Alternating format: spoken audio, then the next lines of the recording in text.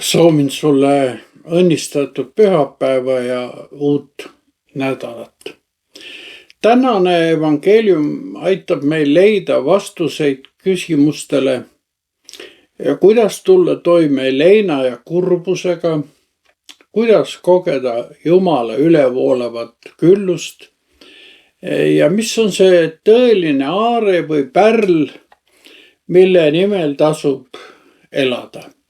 Mõnikord me kaldume arvama, et Jeesus oli niivõrd kõrgel vaimulikul tasemel, et ta ei mõistnud oma kaasaegsete argimuresid. Ometi ei pea see arvamus paika.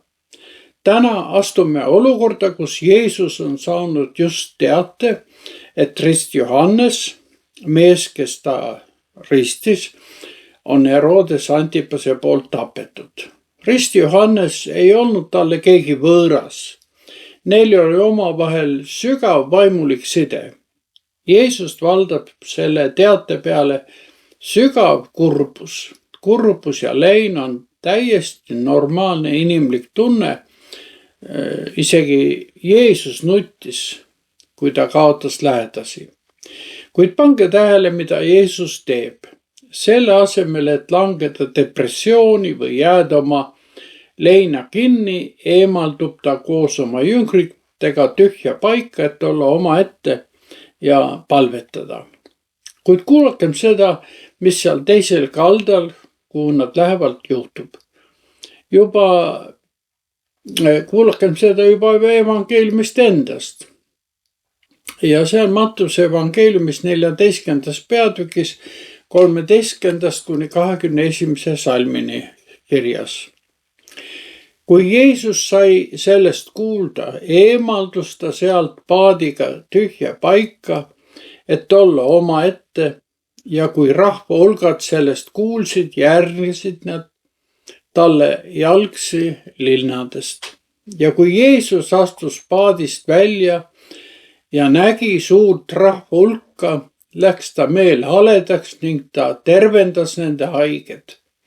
Õhtu jõudes aga astusid Jeesuse jüngrid ta juurde ja ütlesid, paik on üksildane ja aeg juba hiline.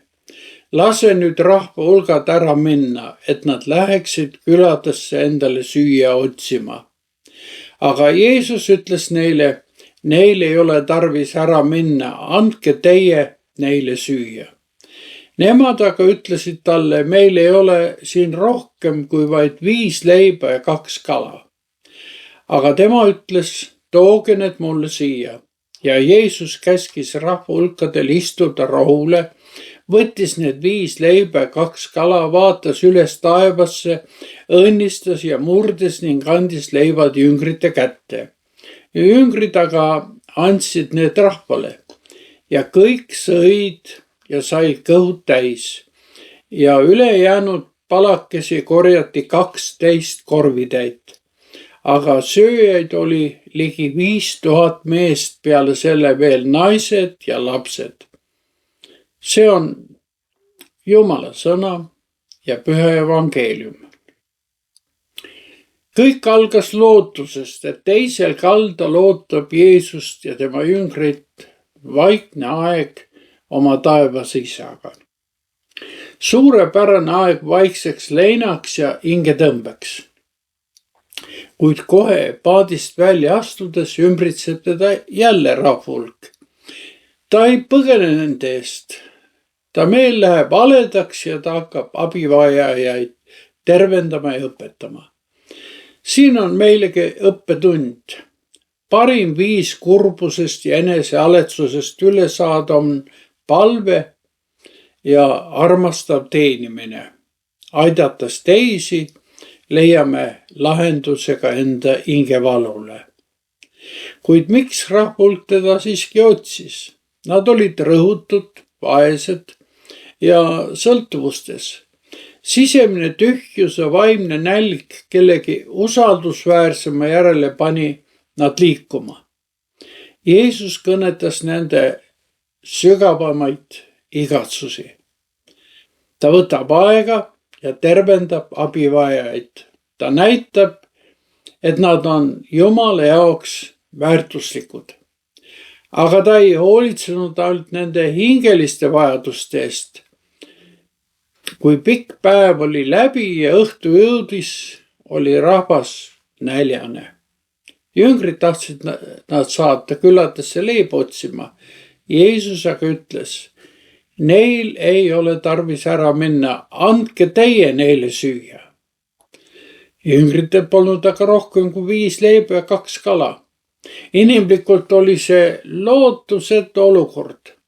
Jeesus aga võttis selle pisku, mis neil oli, võttis selle vastu ja vaatas taevasse, õnnistas ning murdis leiba. Tulemuseks oli see, et kõik said söönuks ja järele jäänud palukesi korjati kokku lausa 12 korvitäit. Selle ime ootamatu suurus ütleb meile, et Jumala riik on külluse riik. Jumal pakub meile ülevoolavat elu. Ta toidab meid ihulikult, hingeliselt ja ka vaimselt. Seejuures kutsub ta meid jagama seda, mis meil on. Ta võtab vastu poisikese 2 kala ja 5 leiba, aga ka lesknaise 2 leptonit. Sest kui igaüks jagab sellest, mis tal on, teeb Jumal selle läbi suuri imesid. Keset tänast vaimset tühjust ei vaja me 2 kala ja 5 leiba, vaid vahel võib olla 5 minutit, et helistada üksiklasele sõbrale. On selge, et meie ei ole maailma päästjad, kuid kindlasti on meil see pisku, mis õnnistatuna muutub eriliseks väärtuseks. Jeesus oli ju eelnevalt õpetanud, et taevariik on nagu peidetud aare põllul või erakordse väärtusega pärl.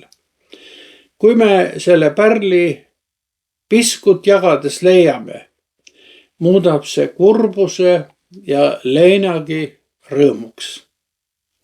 Palveta, tee head ja kui tunned kitsikust, siis lase Jeesusel oma elu 5 leiba ja 2 kala õnnistada. Tema õnnistus täidab sind meelerahu ja valgusega. Palvetagem. Issand, sa näed meie murelikkust ja puudusi. Siin me oleme kõigega, mis meil on. Võta meie annid ja muuda need külluslikuks eluks. Õnnista ja hoia meid oma teedel. Isa, Poja ja Püha Vaimu nimel. Aamen.